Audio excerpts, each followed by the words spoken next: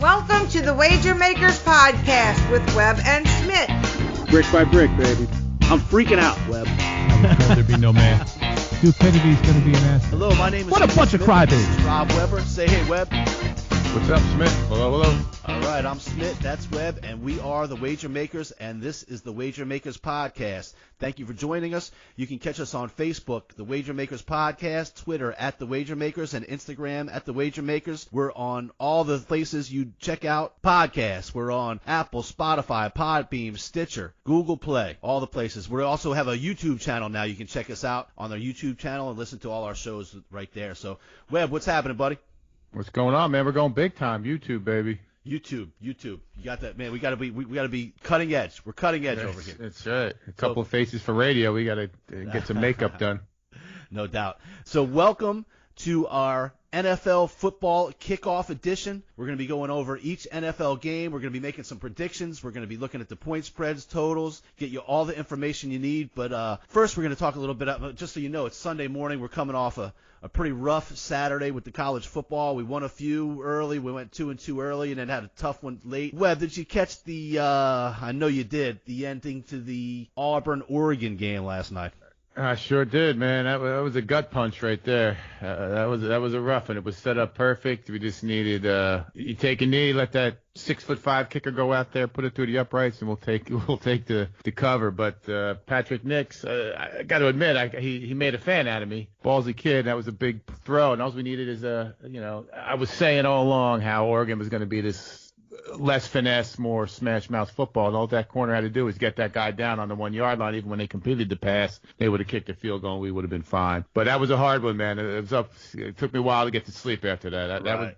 That was some shit right there. Right. We're feeling a little better about it today, but I know last night Webb was cursing at me on a text message and everything else. So I was pissed off. So yeah. It's one of those things where you've seen this kind of stuff happen so many times. There's no reason for it. If you've been gambling long enough, the team, Oregon was rolling early, but didn't really take control like they could have in the points, and then it comes down to the end, and Auburn's coming down. All they need is a field goal, so you're like, all right, just get. I don't care what happens. We're getting the 3.5 points. All you have to do is get in field goal range, and then sure enough, this kid throws a deep pass, and then it's about the 3-4 yard line. All the guy has to do, man, if he just drags him down, makes a tackle, they kick the field goal, game's over. But didn't work out that way. He breaks the tackle, gets into the end zone.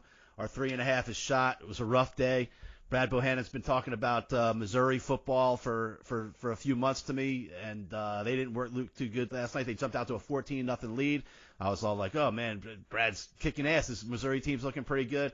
And he said to be on the show after Missouri got to 8-0, he was going to be on the show. Well, I think it might be a while till he gets see you on next there. year. They lost to Wyoming, so we'll see what happens with that. Smith. Yo. Let's dial it back. That last play of the Oregon game. Yeah. They get the ball back. The kid runs the ball to the 35-yard line. There's, 3 seconds left. So we figure we got a Hail Mary. How about the number? This guy's going to be a top 5 pick in the draft. The dude throws it through the uprights. He throws it, into the first row. He can't even throw the ball into the end to give us, one last glimmer of hope. Just one last smidgen of hope. You think, look, if we can lose this game getting 3.5 with whatever it was, maybe 10 seconds left, maybe inside 9 seconds. 9 seconds left. And then the dude it was a big run back. He almost broke it. The kickoff almost breaks it. So you're like, oh shit, man! And it wasn't even obviously it wasn't a long Hail Mary because the dude was able to throw. 35, I think he almost threw it into the first round of the damn seats. First row. I'm like, man, man. Yeah, so you're like, man, if I can lose a game this easy, certainly maybe we can pull this out. Maybe we can pull this out. We still have Oklahoma tonight. We got Notre Dame tomorrow night. We'll see how it turns out, but that was a tough loss. We knew we went 2-2 early. We did a good job. I thought, man, Weber's on a roll, man. He had Utah Thursday night. He even went out on a limb with his Rutgers Scarlet Knights on Friday, and Rutgers started out bad early, man. They were getting beat by UMass. That was another profanity-laced text message you got on that one. I told you. Listen, man, Webb, hang tough. It's early. These teams are just getting their legs under you. It's early. The first game of the season, sometimes it takes a little while to get your feet under you a little bit. Well, unfortunately, that's what happened to Auburn yesterday. It took them a little while to get their feet under them, and then they got their feet under them and kicked us right in the ass. That's right. All right. So just so you know, the next episode will be all things college football, week number 2. We'll be talking a lot more about some of the games that went on this weekend, and also we're gonna have a special segment next week. We're gonna have some guests from MMA Tribune website, and they're going to be talking about UFC 242. So I know some of you guys out there have been asking us about covering some UFC, so we're going to do a little bit about UFC 242. So let's get right into the NFL. This is our NFL kickoff show. So let's get right into this. So we're going to start with some predictions, Webb. Maybe we'll go all right, division by division, and give you a little take on who we think might come out of division. We're even going to give some Super Bowl picks here. So maybe if you got some long shot Super Bowl picks, maybe we'll see how it goes. So we'll start in the AFC, Webb, up your area. Okay. This is the division that gets the same pick probably every year. The AFC East. What do you see going on in that division? Well, Miami obviously has mailed it in the trades. Yes, they got rid of Tunsil, Kenny Sills. I guess they're just stockpiling some picks here. Obviously, they punted on this season, not even starting Rosen. So they'll probably be the worst team in the entire league. This is going to be the easiest division we go. The Patriots are going to win this going away. You're probably looking at 12 wins. Maybe they'll lose one if they lose one division game. Losing that center hurts. The worst thing for Brady is to have some pressure in his face. We saw that from those giant Super Bowl losses. But this is easy. They're going to win going away. And I think actually the Jets got a shot at 9 wins, something like that. So I think they'll be second, and then Miami way back, and then Buffalo maybe 8-8, something depending. But that's kind of how I see that division playing out. This is the easiest one. Yeah, I agree. That's how can you pick against Tom Brady and the Patriots until somebody actually knocks them off? I do think the Jets and Bills are going to be much improved this year. Both of their quarterbacks are rolling into their second year, and I agree with you with Miami. I think maybe the Jets and the Bills might battle for like you said, 9-7, maybe battle for a wild card spot. Those teams open up in week 1 against each other, so that'll be an interesting matchup to see where those teams are at. I agree with you about Miami. They're already selling guys off. They traded Tunsil and Kenny Stills yesterday, and they brought in Rosen. I know he would have been given every possible opportunity to start as a young guy with a building team, and they went ahead and announced yesterday that Fitzpatrick will be playing for them. So I think they have no clue about what they're doing going forward, and they know it's time to just sell off. And I think, man, nothing worse than to be a Dolphins fan right now and know that your team's already looking to next year. So that's rough. But there's no way you can pick against Tom Brady at this point with any of those teams until somebody actually does. We'll go out west into AFC and look at the AFC West. That's the Chargers, the Chiefs, the Broncos, and the Raiders. What do you see going on there? The biggest thing when I'm looking at that, the injury to Derwin James is just devastating for the Chargers. To get to a Super Bowl, to win a Super Bowl, a championship at any level, you got to be healthy, number 1, and lucky, number 2. Obviously, luck you can't do too much about, but that injury to Derwin James, I think, just deflated them completely, locker room, and not just forget about his physical, what he brings on the field, just in the locker room. I'm sure that devastated them. And then Joey Bosa's always hurt too, so I'm apprehensive about them. I think they'll probably finish second still, but Kansas City's going to take this fairly easily. I think they traded Carlos Hyde, which I thought was weird. It's not weird. I thought it would hurt them come playoff time, especially with Andy Reid's dislike for running the ball. They kind of have to control the ball, especially with that defense they have. But then I think they picked up Shady McCoy last night, so that puts them right back kind of in the same spot. I think they're obviously one of the better teams in the entire league. They'll win this division pretty easy. Raiders will bring up the rear, and then you're a little bit higher on the Broncos than me. Although I think they'll be okay, maybe 8-8, something like that, but they'll finish third, and then again the Raiders on the bottom. Yeah, right. A lot of people are picking the Chiefs to win this division. I do like the Broncos. I don't know that they'll win the division, but I think they'll give Kansas City a big run. I think with Von Bell and Chubb coming off the edges, that's one way to slow down Mahomes a little bit. I like their running game with Phillip Lindsay, the young guy. I also like Flacco. Delaware Blue Hens. I like Flacco, so I think I know a lot of people are high on Kansas City. I say watch out. I think the Denver Broncos are primed to make a comeback. They have a really good defense, good running back game, and they actually have a strong, what I feel like is a strong veteran quarterback back there. Move on to the AFC North. That's always a tough division. We got the Ravens, the Steelers, and the upcoming Browns and the Bengals this time. How do you feel about that one? It's a tough one. It's going to be one of the harder fought divisions. We did talk about the Steelers in earlier episodes. It's kind of they're flying under the radar. I think Big Ben was a little embarrassed. A lot of the stuff they say about him in terms of leadership, I think, is probably true. It doesn't diminish anything he's done on the field. They're certainly going to miss Antonio Brown's production, but they're not going to miss any of that bullshit in the locker room whatsoever. Cleveland, I'm high on, as we've discussed. I think they have talent all over.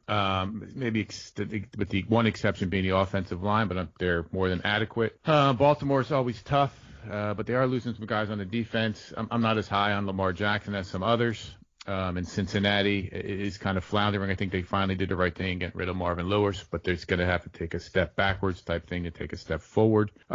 So after that, I think, Cleveland and Pittsburgh is going to battle for the division. I would say Cleveland does get it done just based on the defense more than anything. Not so much the flashy stuff on offense. I'm just going by the defensive line and their secondary. It's outstanding. And then I think Pittsburgh finishes second, and then Baltimore, Pittsburgh got kind of close, but I'm higher on the Steelers. Just Big Ben versus Lamar Jackson, obviously. And I did that draft pick they have. I think it's Devin Bush. They got one of those linebackers for Pittsburgh is going to kind of change their defense.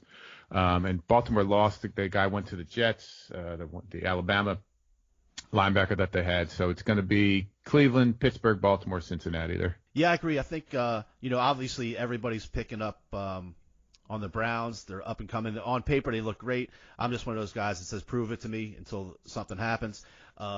I think Baltimore is going to be pretty good. They always play solid defense under John Harbaugh. Lamar Jackson, I think he's good enough. He makes plays with his legs. He probably be improved a little bit as a passer. I don't think he's ready to take over the Ben Roethlisbergers of the world. And so I really like the Steelers in this division. The Bengals seem to be, like you say, rebounding, rebuilding a little bit, kind of in that mode where I don't think they're going to contend, but I like the Steelers in this division this time. The Browns, they play tough D. They got all the weapons on offense, so we'll see how that turns out. And then we'll go down to the AFC South, obviously missing Andrew Luck. That changes this division out a lot. That's the Texans, the Colts, the Jags, and Tennessee. This is another tough one, although no one really is, to me, scares me. Andrew Luck being out completely, put this division on its head. Tennessee is solid. I think the Colts are solid. Houston, if I was a Texans fan, I'd be extremely, annoyed. I'm not sure what they think they're doing. They did they get rid of Clowney for nothing. Then they kind of turn around and do a decent move, a good move, getting Tunsil at least, but I'm not sure how it's going to play out with their draft picks, etc. And one lineman does not an offensive line make. I'm a big Deshaun Watson guy. I think he's good. Defense, obviously, J.J. Watt's awesome. It seems like they always do something in the secondary that kind of blows them games.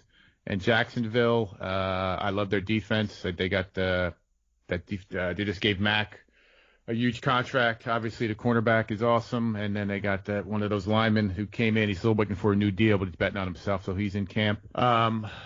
So long-winded way. Oh, and with Nick Foles, they brought in his offensive coordinator, John DeFilippo, something like that, from the Eagles. So that's going to help them tremendously as well. I think Jacksonville's going to win the division. Probably Houston, I think, finishes. Houston, Tennessee will battle out for second, and then the Colts will be a very close fourth. But these guys are going to cannibalize each other, and it's going to hurt the team that does not win the division. So it's only going to be one playoff team out of there. And it's going to, you're looking maybe 9-7 to win that division just based on they're going to, beat each other up. Yeah, I think this division, there's more question marks in this division than any other division. I think you don't know what you're going to do with the Jags. I feel like that team really kind of quit by the end of last year. I think Fournette's had issues over there, I think, personally. Obviously, bringing in Nick Foles, their biggest issue all over the years has been not having a quarterback. They have the defense and stuff, so maybe if they can put it together as a team, they can be really good with their defense and with a solid quarterback and with Fournette. But the only question is, by the end of the last year, I don't know what was happening in that locker room over there. And then, you got Deshaun Watson over there for the Texans. Obviously, superstar talent when he's on the field, but hasn't really been able to stay on the field all the time when he's over there. Tennessee, I think Mariota's still a bit of a question mark. We'll see what they can do. They got Big Henry running the ball. They always play tough D, tough coach. I think this one's wide open. Obviously, the missing of Andrew Luck in Indy, it's a tough division to call. I'm gonna go ahead and take Tennessee. I think they've been doing real good the last few years, and I just like the way they play football. They play hard nosed. They play tough football. Some of these other teams have too many question marks. At least you know what you're gonna get with Tennessee. And then we'll move over to the NFC side. Your spot, Webb, the NFC East. That's the Skins, the Cowboys, the Eagles, and the Giants. Obviously, I think the Giants and the Redskins are going to battle out for the bottom of that division. I think the Redskins probably have a better defense. They have a good defense, actually. They got some good studs on that defensive line. They got a couple guys from Alabama. Still got Josh Norman in the cornerback. So I think probably the Giants would finish last. The Redskins a little bit above them. And the Cowboys and the Eagles. I mean, anything I'm going to say is going to be going on the assumption that Ezekiel Elliott is in camp. I think that gets done tomorrow. This week it'll be kind of a slow news day. Jerry will capitalize on that, and I think you'll see Prescott follow right after. And then Cooper, I think, is going to have to wait. He may be the odd man out in those contracts, especially after they sign Jalen Smith. The Eagles, again, I work down in Philly. They are talking Super Bowl again. They love Carson Wentz, even though he hasn't finished the season yet. Anything I hear, they're stacked talent-wise. They're supposed to have good running backs for the first time in a while. They got rid of their two leading rushers from last year. To me, it's going to be a dogfight. I don't want to sound like a homer. I think the Cowboys edge out the Eagles just based on Wentz's history, and just too much hype. I guess maybe I'm being down there, but I think there's a little too much hype, a little too much, already got them, in the second round of the playoffs for the Eagles. So I think the Cowboys win that division. Barely. Well, I'll tell you, I think, I know everybody knows you're a Cowboys fan, so I'm going to say not barely. I think this team, the Cowboys team, is ready. I think they're the cream of the crop in this division. I love the way they play defense. They're a physical defense. Mm-hmm. I love their linebackers. Obviously, we're assuming Zeke. It seems like the talk between Zeke and the Cowboys is really heating up here this last week, and so I think he's going to be in camp. I think Dallas takes this division. Obviously, I think the Giants are going to be better than they were last year, but still not good enough to contend. I think the Redskins, they still don't really have a solid quarterback. I think they're going to have some issues there.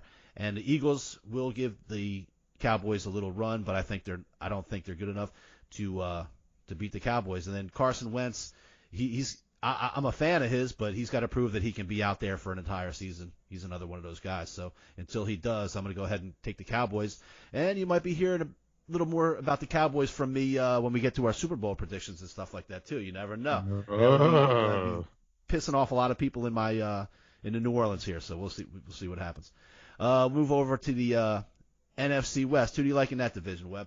NFC West: Seattle, San Francisco, the Rams, and the Cardinals. All right, we all know my feelings on the Cardinals. They're going to be the second to worst team in the NFL. Seattle, that was a nice pick to get Clowney. I do think that Pete Carroll is probably top 3, 4, definitely 5 best coaches in the league. And these days, with how the league wants parity, which what they have is coaching is one of the major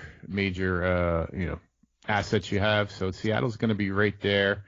San Francisco, I'm not high. I'm not sure what Garofalo's doing. I'm not sure what Lynch is doing. The GM, they do have I think they have 3 first-round picks on the defensive line, so they should be good.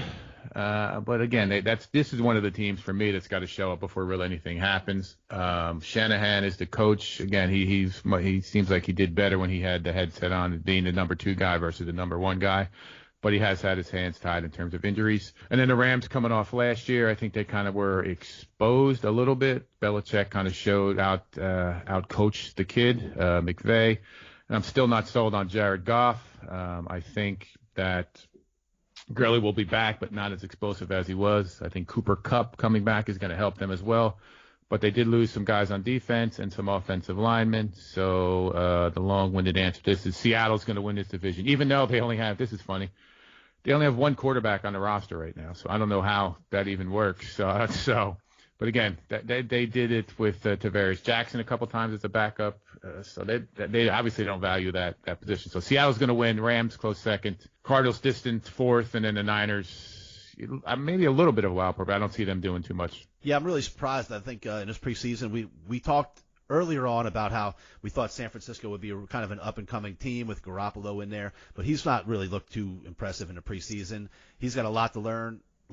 He's got very few games under his belt. I mean, everybody jumped all over him as a backup because he came in a couple times and looked good in New England, so he got the big contract in San Francisco, came out the first few games, looked real good, and then got hurt. So until he proves something, we'll see how that turns out. I agree with you. I think Seattle has a real chance to challenge the Rams this year in that division. Obviously, Russell Wilson's a great quarterback. They always play tough defense up in Seattle. Really tough place to play. And I also like their running back, Penny, the kid. He's, I think, in his second year from San Diego State. Man, he just looks super explosive up there. I think he's going to be a real playmaker for them. So I think Seattle gives the Rams a real challenge for this division. Obviously, we all know about the Rams, but I also am not real convinced that Goff is the guy that's going to take them over the top. But we'll see how that turns out. We'll move on over to the NFC North. That's the black and blue division. The Bears, the Lions, the Packers, and the Vikings. What do you think on that one? It's another tough one. These guys are going to kind of cannibalize each other. Certainly the top three teams in the division. You may get two playoff teams out of here. We did talk about it's odd to say Green Bay is going to fly under the radar, but I am high on them just based on what they've done on the defense. And I think they have a legitimate running game for the first time, probably in Rodgers' career there. But I did take a look. I mean, I don't know what's going to go on between Rodgers and LaFleur. Obviously, Rodgers is an egomaniac. Not that matters, but I'm not sure if he's going to, take plays or when it gets down and dirty, when it's 3rd and 5 and it's snowing and in Chicago, is he going to call the play that LaFleur called, or is he going to audible out? So that's kind of up there. The last 3 seasons too, they're horrible in their road games, which obviously will crush them in that division. So I'm cautiously optimistic on them. The Bears, everybody loves the Bears. The defense is going to be great. I'm still not sure about the coach Trestman, and I'm still not sure about their skill players, like their wide receivers, and then also Trubisky as well, although he can do some stuff with his legs. Vikings, I am not a Kirk Cousins fan. I do like the Vikings, a little bit of a closet Vikings fan. My buddy Mike Belfi is a big Vikings guy, Minnesota native. So I'm rooting for them. I like their defense. I like the head coach a lot. Detroit, I don't know what's going on there. They're just kind of selling guys off. They're obviously going to be the bottom of the division. So this is a tough one, maybe the toughest one.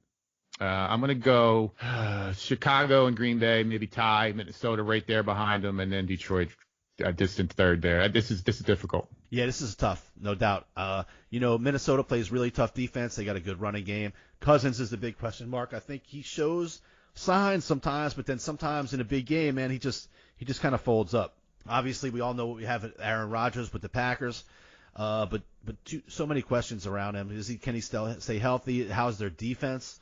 We really nobody knows. How's he going to, like you said, how's he going to get along with the coach? Seems like he's been a kind of a diva a little bit, but maybe that just was dealing with McCarthy. Maybe he'll move on and see what's going on with this new coach.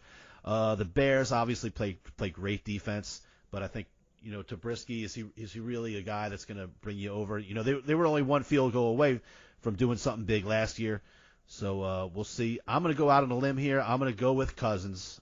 And I'm going to go with and I'm going to go with Vikings defense and the running game, and I'm going to take the Minnesota Vikings in this one. So we'll move on over to good old NFC South. Webb, we got the Saints, we got the Falcons, we got the Bucks, and the Panthers. This is another tough one. I guess there's 3 that are really hard. 3 divisions. Obviously, the Bucks are going to. I am a Bruce Arians fan, and I think he will get the best out of Jameis Winston. But I just don't. Compared to the other 3 teams in the division, they just don't have the horses at this point. They are going to finish last. Now, the other 3: Carolina, New Orleans, Atlanta. Again, these guys are going to beat each other up, which is going to hurt. It's going to be hard. I mean, they may get 2 teams to the playoffs out of the division. But again, it's going to depend on what goes on with the Eagles and the Cowboys, and then the other three in the NFC North as well. Carolina, they got North Turner as a new offensive coordinator, near and dear to my heart from his heyday with the Cowboys. It's going to come back. Is Cam Newton going to, first of all, be healthy, and second of all, buy into what they're asking him to do?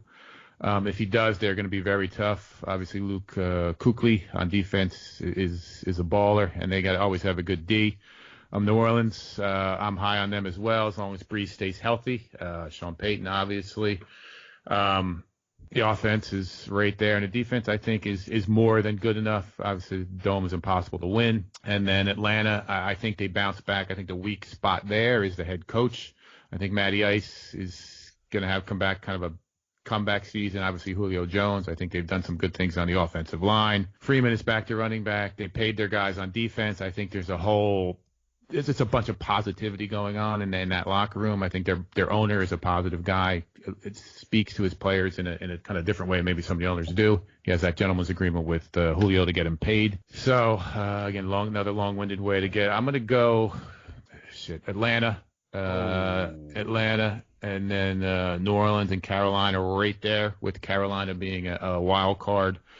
But this is another real tough. Very close. Man, I thought the Hoodats were going to be pissed off with us when I came out with my Super Bowl predictions later on, but I didn't know this early in the show that one of us would be taking the Falcons in the NFC South. But should I hire a lawyer? Yeah. Oh shit. So anyway, so the NFC South, man, I'm going with the Saints. They're on paper they're the best team in. I'll have issues with them moving forward to the Super Bowl, and I'll talk about that in a minute. But I think they are the cream of the crop still in this division. I think Bruce Arians will help Tampa, but their quarterback will not be knocking off Breeze anytime soon. Carolina's a good team, but I just think I think the Falcons will be better. I think they'll be healthy this year. They're coming back from a season where they were totally decimated with injuries, and I think the Saints will come back strong this year. So the Saints are the best team in this division, no doubt, and they will be moving on out of here. So, but there most likely will be, I think, a wild card team coming from this division. So, let's go, Webb. Who do you think's going to be in the Super Bowl, and who do you think's going to win it? Oh man, that's a tough one. All right, who do I think's going to be in the Super Bowl? We'll start with the NFC. I'll just jump to it. Who I think's going to be there, and I can kind of break down the teams I think is going to get close. I think the Falcons make the Super Bowl, based off of the things I just said. Matty Ice and Julio, number one, and I think the defense is poised and angry, upset. The one thing that makes gives me some pause. Every team has warts. Yeah, every team, there is a ton of parity. I think kicking is going to be very important again this year. Obviously from the Bears last year. So I think the Falcons, they just signed a 44-year-old kicker. That shows you what the state of kicking is in the league. They do play in a dome. So I think the Falcons, just based on the defense, Matty Ice and Julio are enough to get there. I think the Cowboys would be my number 2 pick, again, based on Zeke being there. I think their defense, they got ballers on all 3 levels. Their offensive line is second to none. Prescott, I think, is getting better. He's a worker. I think he's got the respect of that locker room, obviously. I can go on and on about the Cowboys. Cooper's a baller, I think. And, my heart of hearts, I'd like to see it. It's not too much of reach, I don't think. I'd love to see Jason Witten get a ring. And so those are my top 2 picks. Right behind them, I have the Saints, Seattle, and then a couple of wild cards in the Packers and Carolina on there. But my number 1, and then number 1 would be the Falcons, number 2 would be the Cowboys, and then Saints, Seattle behind them, and then the Pack and Carolina Panthers as kind of wild cards there in the NFC. And then the AFC is a little tighter, I think. I think KC and the Pats are right there. I would give the edge to Kansas City just based on the injury to the center for New England that I mentioned. If you can get in Brady's face, that is the one that is his kryptonite. I do think they're going to have a good offense despite that. I think they just traded for a center from somebody, but he wasn't quite the level of the guy that's out with that blood clot. I think Josh Gordon helps them. I think their defense is going to be great, even though they got the guy. Patrick Chung is going to get put underneath the jail for the cocaine possession thing. And then the two teams behind them, the Browns. We talked about how I think the Browns are. I don't know that they can get to a Super Bowl at this point, just based on some of the knuckleheads they have, and the head coach is young as well. And then my wild card, which is not really a wild card either, there would be Pittsburgh. They've been there before. Again, I think that draft pick linebacker is going to be a total difference maker on the defensive side. And if Big Ben can overcome the loss of AB, I think James Washington's the other receiver with Juju is going to have a decent year. So I think that's on my wild card. But at this point, I think KC is just too stacked. Andy Reid for me there is the wart is the one thing. His reluctance to run the ball. It's different. It's like we see in the college games. They'll score in 90 seconds, and the defense got to be out there for 40 minutes of a football game. And come playoff time, that's not going to work, especially against a Bill Belichick coach team like we saw last year. So that's my two picks. Who's going to win it? I'm going to go with the NFC. I'm going to go with the Falcons winning the Super Bowl. Oh, Webb. This is our first year podcasting. We got. I showed you the other day, like Louisiana. We got a big following here in Louisiana of our. There's a big percentage of our people here are from Louisiana, and you coming out on our first NFL kickoff show, and picking the damn Falcons to win the Super Bowl. I can't pick the Cowboys. Got to do it. I thought they were going to be pissed off when I make my predictions. I had no idea. I had no idea we were going to give them the left and the right, we were going to give them the 1 and the 2. That's my job. I'm here to take a bullet for you. That's what I'm doing. I'll be the front guy. I thought I was going to piss off Saints fans. It's all right. They're already pissed off. All right. Here's my predictions for the Super Bowl. You ready? I'm throwing it back. Webb, I'm throwing it back. We're going throwback. We're throwing it back. Right. We're going back to the 70s. All right, I got a good idea where you're at just based off that. So. All right. We're going to Steelers and the Cowboys. Whoa, that's not even that far back. That was Mike Reed's wedding. We get in Bahamas. All right, we're going old school. We're going Steelers and the Cowboys. And the Steelers are going to beat the Cowboys in the Super Bowl because I can't possibly pick the Cowboys, although I do think they are up and coming. Like I mentioned earlier, I love the way they play defense. I think that Dak and Zeke have enough to get them going on offense. I think they're going to cruise through that division. That should give them a few 4 or 5 wins pretty easily. Not 6. They'll probably split with Philly. As far as the Steelers go, obviously Big Ben's there before. They got that whole problem with Antonio Brown. Obviously he's a great player, but got that out of the building. I love their running backs with Samuels and Connors. I love Devin Bush, the rookie they got from Michigan you were talking about earlier, the linebacker from Michigan. And I love their coach too. I like the Steelers kicking it out of the AFC against the Cowboys, and the Steelers are going to win the 2019/2020 Super Bowl. So you heard it here first. All right, now we're going to kick right into this week's games. Week number 1 in the NFL starts out.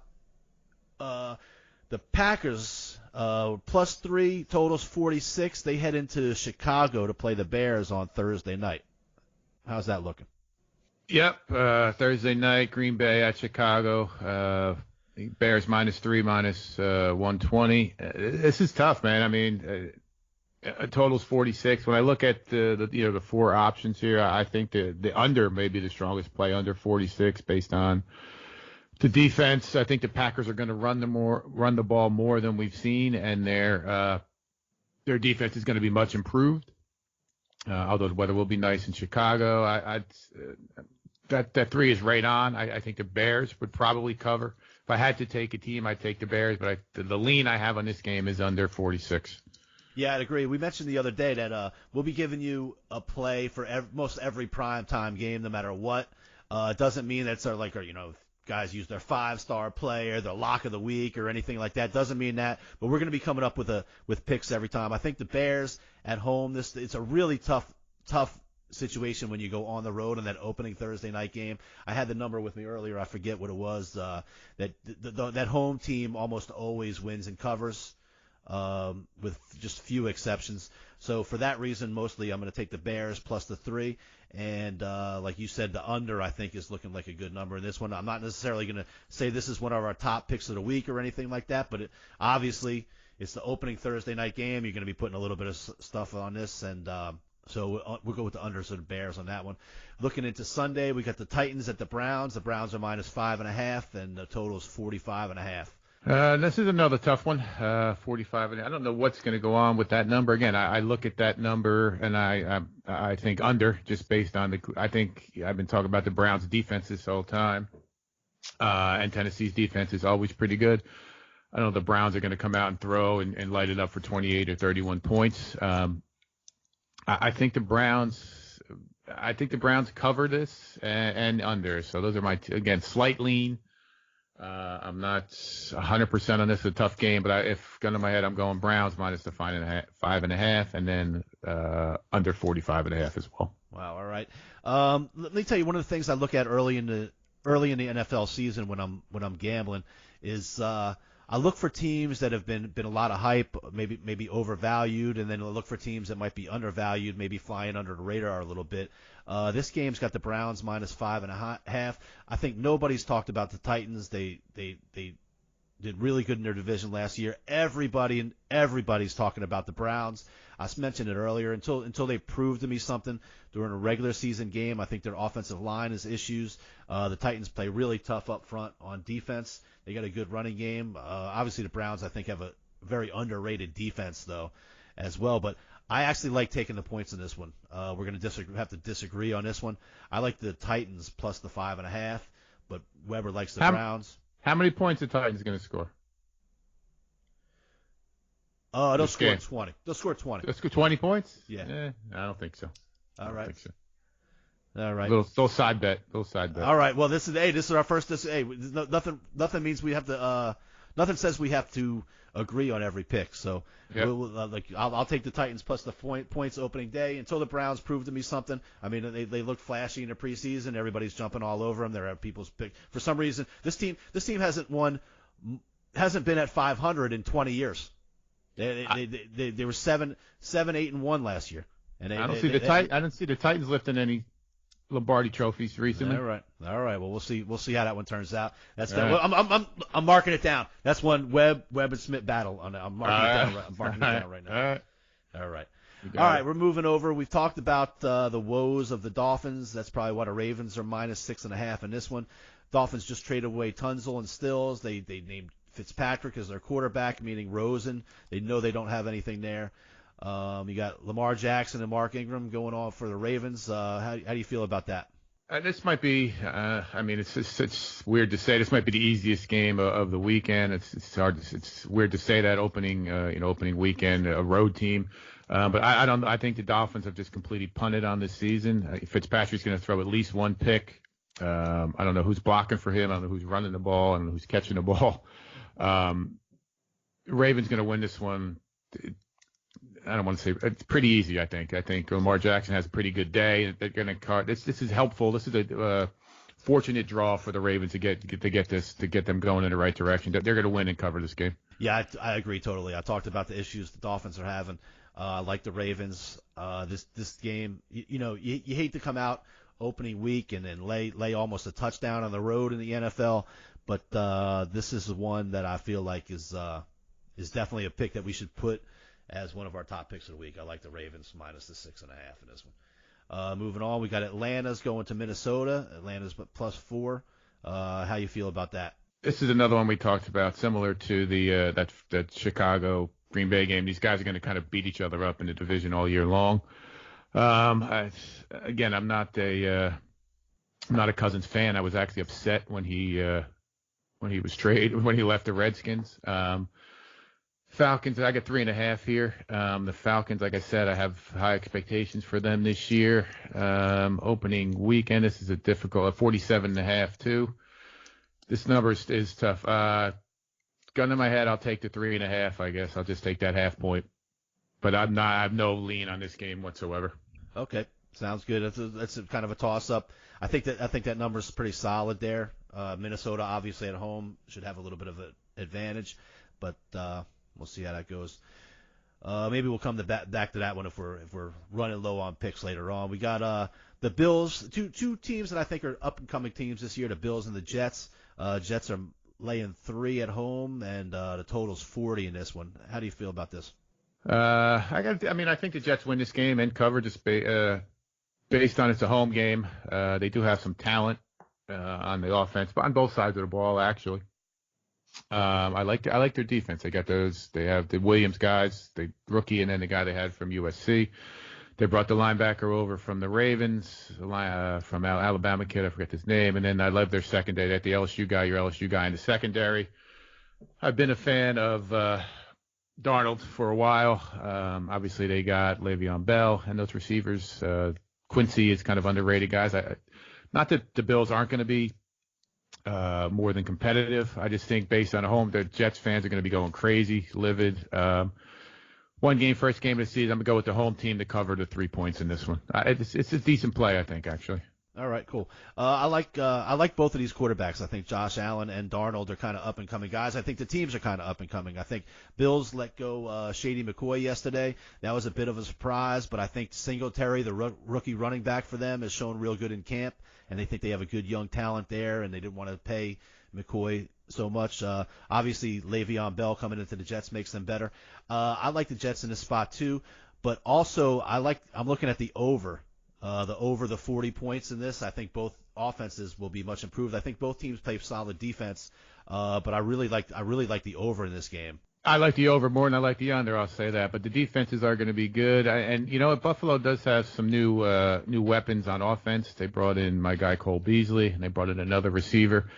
They did get rid of Shady, but I think that was more a financial and he's a little bit older, and he's banged up a lot too. Defenses are good, but I think over a decent play. Yeah, I think they could both probably get 24-17, something like that. It'll be close, but I think that's a good play. All right, moving on. We got the right here in your NFC East division. The Skins are catching 8.5 to Philly. I got 9 here and 45.5. All right. The number I certainly think Philly's going to win the game. Keenum is the quarterback for the Redskins. I don't think they have anybody at the skill position. Their left tackle still holding out. I don't know how.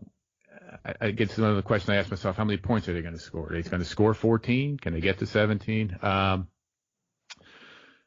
Tough. The Eagles' defense is going to be good. I think the Eagles should cover the 9. Actually, not the strongest play. The 45.5. I would probably go under that. But again, not the strongest play. If this was 7, I'd be all over the Eagles. I know it's kind of silly the value, the percentage there from 7 to 9 is different. I would take the Eagles though, and under again. I know it's not sexy to say all these unders, but these defenses I think are better than the offenses certainly early on. So Eagles, any under would be the plays there, but Eagles higher, Eagles heavier. All right, I'm gonna disagree with you on this one, just because I don't think anything about the Skins. I think they're gonna be struggling this year, and I think Philly's gonna be a pretty solid team. But when I think 2 NFC East teams are battling, and one of them's laying 9 points.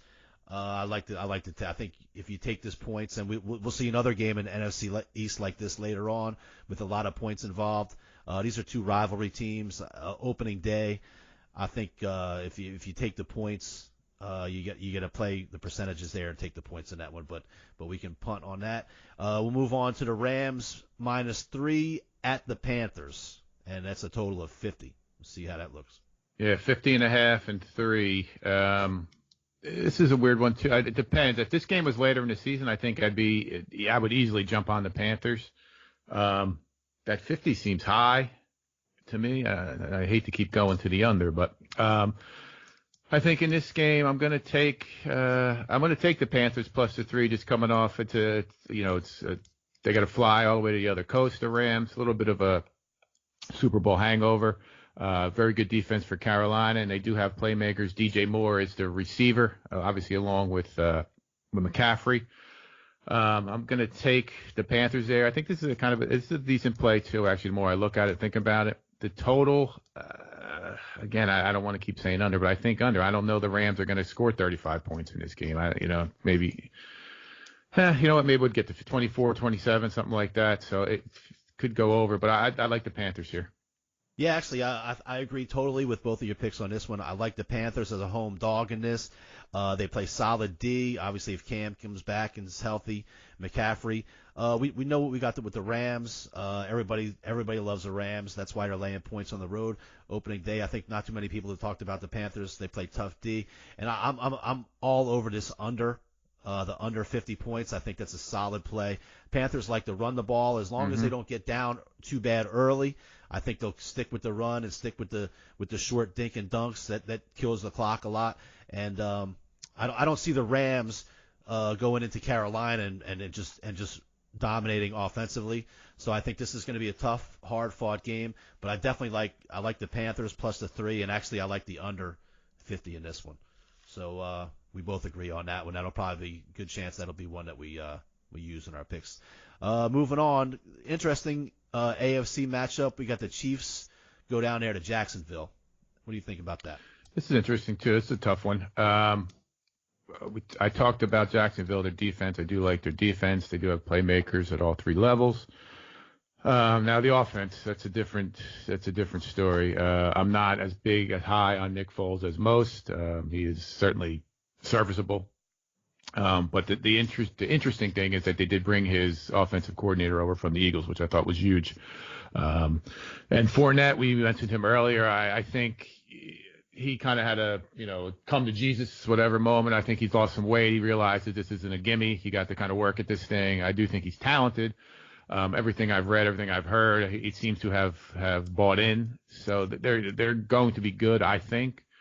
Kansas City, on the flip side of that, I think is just completely stacked. Aside from the defensive backfield, so they did bring in Steve Spagnuolo. He's been with the Giants, got a bunch of different guys. He does have he's a good defensive coordinator. I think they'll be better if they can get to a top 15 D. They're going to be real tough to beat. This game is difficult. I don't really have a feel one way or the other. I think I would probably go over the 52 if I had to. But I don't have a lean really anyway.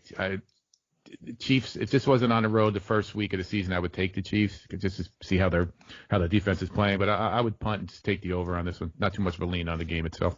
Yeah, I agree. I don't feel much anyway. This obviously everybody knows about the Chiefs, but the Jaguars are such a question mark at this point with Foles and the defense. And like I say, the way they played last year was so inconsistent to what we feel to what it feels like they have in the locker room.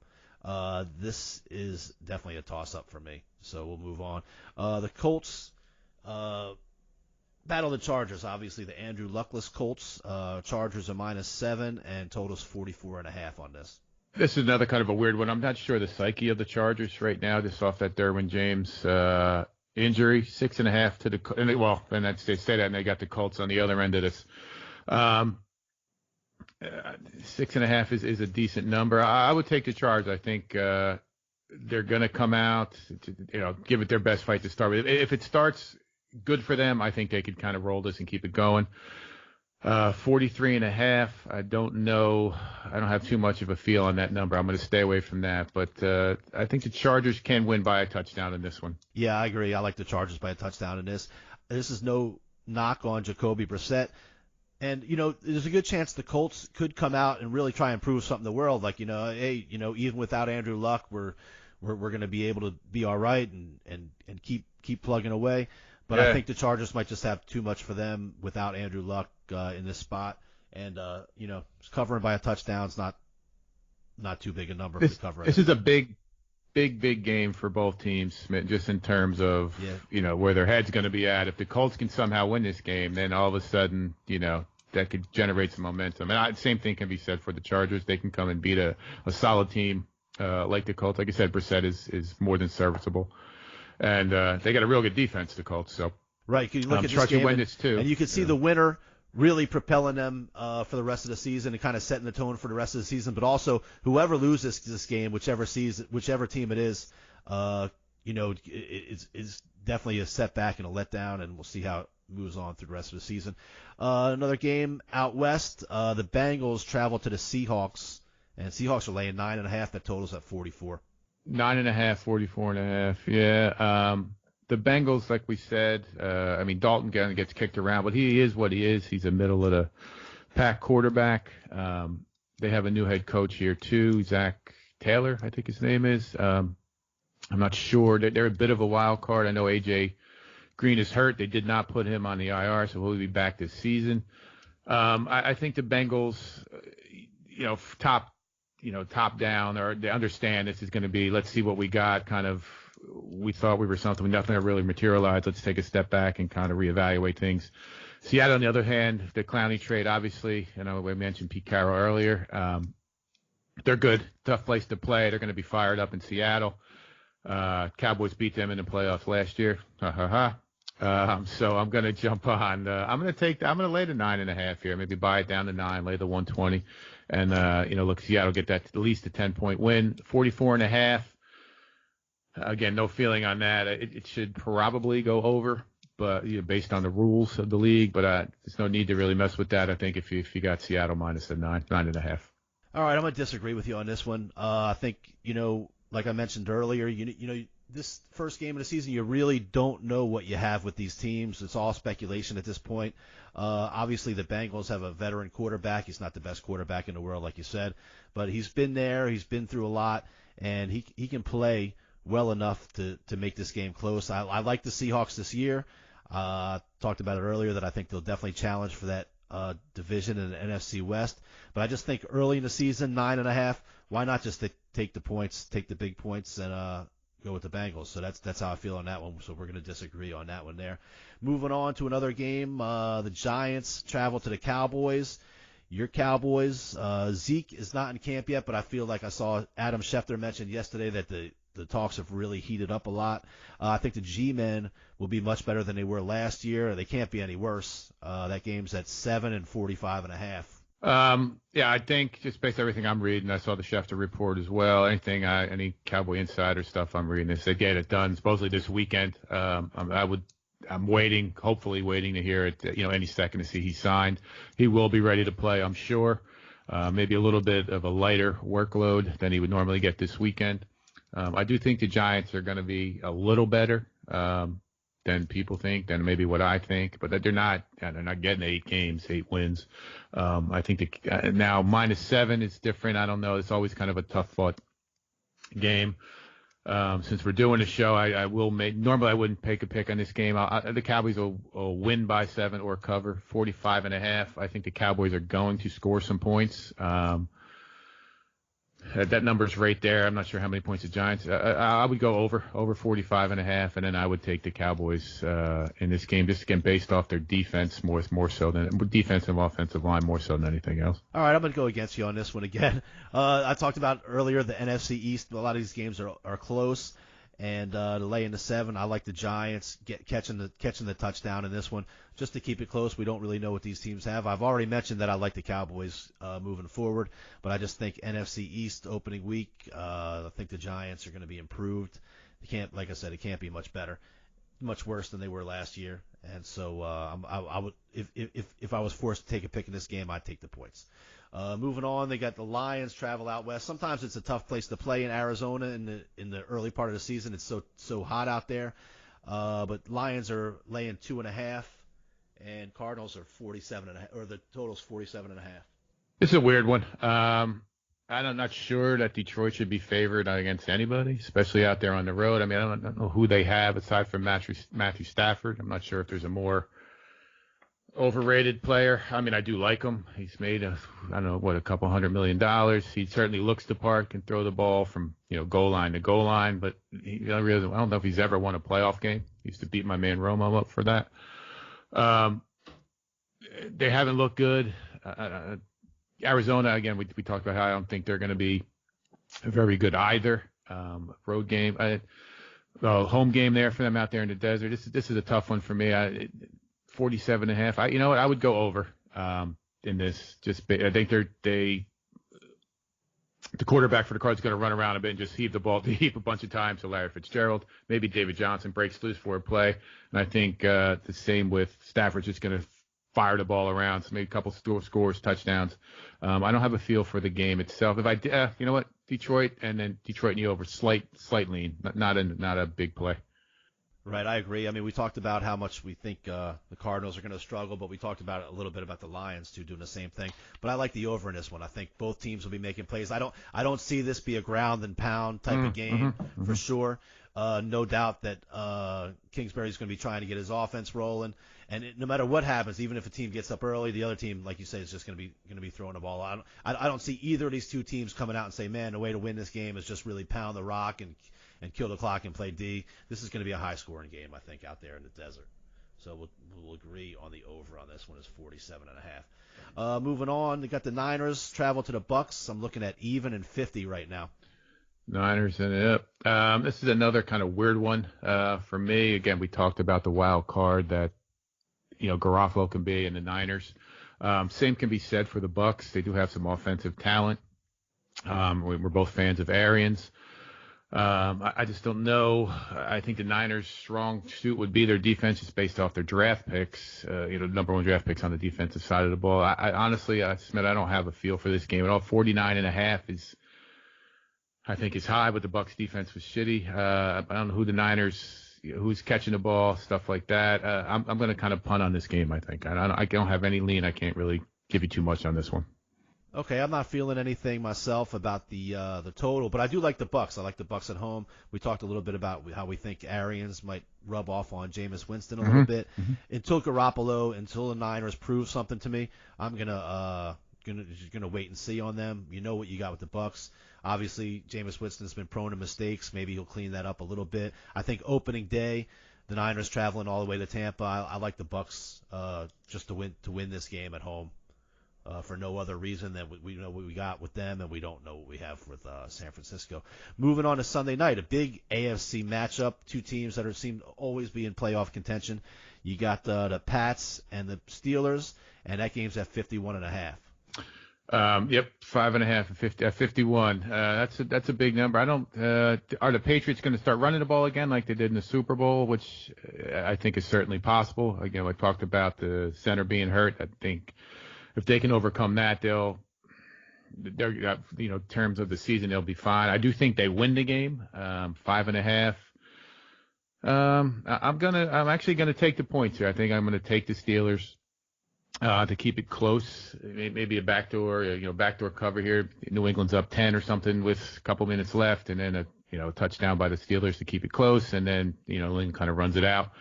51 points. I don't have too much of a lean there. I don't know what the Steelers' offense is exactly going to look like. I would hope they get back to running the ball more than they have in the past. I'm going to stay away from the total, but I will take the Steelers plus the 5.5. Yeah, I agree. I think anytime you get a team like the Steelers getting points, I know this is obviously the Patriots and it's their home opener and it's Sunday night and all that stuff. But 5.5, 6 points if you can get that. Pittsburgh is a solid team. I already told you I think they're going to win the Super Bowl this year. I don't know that they'll win this game, but I think it'll be close. It's worth taking points in this. That's a pretty. I would have thought 3 or 4. Not that 5 or 6 is that much different than 3 or 4, but I just like the Steelers catching a few points in this one. Moving on, we got 2 games Monday night. I'll be at the Superdome to watch the Texans battle the Saints. Saints are -7, and I'm looking at 53.5. 7 and 53. This one I think is I don't want to say easy, but I think the Saints win this game and cover. I'm not as high on the Texans as most. Watson is good. J.J. Watt's a stud. No Clowney. Not that Clowney's more of a flash player to me than a solid every down guy. The Houston Texans organization I think is a complete mess. They don't have a GM. I'm not sure how that works. I think they kind of totally made a mess of the whole Clowney situation. Their offensive line, even with Tunstall, is a mess. I think the Cowboys had 10 sacks against them in a preseason game. I had at least 8. I think 7 of them were in the first half alone. The Saints are going to beat them up pretty good here. This is going to be a pretty easy one, I think. 53. That's a number. I don't know how many the Houston's going to get to. It'll be closer to 53, but I do think the Saints. I like the Saints here pretty good. Yeah, I agree. That dome is going to be rocking Monday Night Football. First time since the no call that everybody's been talking about. Hopefully there'll be more people there in Saints jerseys than in referee jerseys. Right. I'll be in there. I'll be in that number. I'll be in that number Monday night, and I think the Saints covered a 7 in this one. Really get off to a good start. Sometimes the Saints struggle a little bit in the opening week of the season. I think they take this one at home on Monday night. And then moving on to the final game of the week, I wish every Monday night had 2 Monday Night Football games, but they just don't. The Broncos and Raiders are even, and total is 43. All right, well, I'm gonna defer to my co-host here and his love or affinity for the Denver Broncos this season. I don't think I'm. John Gruden's a clown. I don't know what they're doing on offense and or defense, I guess. Actually, I think their offensive line is decent. I would think they would try to run the ball. I don't think Gruden has any confidence in Derek Carr, and I think that probably messes with Derek Carr's head. Just talent aside. I think the Broncos have more talent starting on the defensive side of the ball. Lindsey is a good running back for the Broncos. Flacco, I'm not nearly as high on as Smith. I'm not sure who's throwing the ball to, but just based off of the shabbiness of the Raiders and the good Broncos defense, I think this is a pretty easy victory for Denver, even though it's week 1 in kind of, we're even playing this game. I don't even know. It's so I definitely like the Broncos and the total 43. I don't really see any. I don't know how many points again where the Raiders are going to score. I wouldn't touch the total, but I like the Broncos pretty good here. This may be one of the better, easier picks again of the week. Yeah, I agree. I mean, I mentioned earlier how I feel about the Broncos. I like Flacco's addition to that team. I like their defense. I like their running back Lindsey. I think they take care of business in this one, so that's one we agree on. So. All right, that's the end of the week. We'll look back and see some of the picks we agree on. So we both agreed on Monday night. That's the Broncos and the Saints. Yep. That's two plays right there. Yep. We both agree on the Steelers, and those are all of our primetime games right there. Steelers catching the points from the Pats. We agreed on the Ravens. Yep. Minus the 6.5 over the Dolphins. We both like the Jets -3. I like that. We both like the Panthers plus the 3, and then we got a few totals here. I think we both liked over in the Cards game, Cards Lions. Yes. Okay, and then we both like the under in the Panthers Rams. Yep. And I believe we both like the over in the Jets Bills, if I'm not mistaken. That's 40. Yep.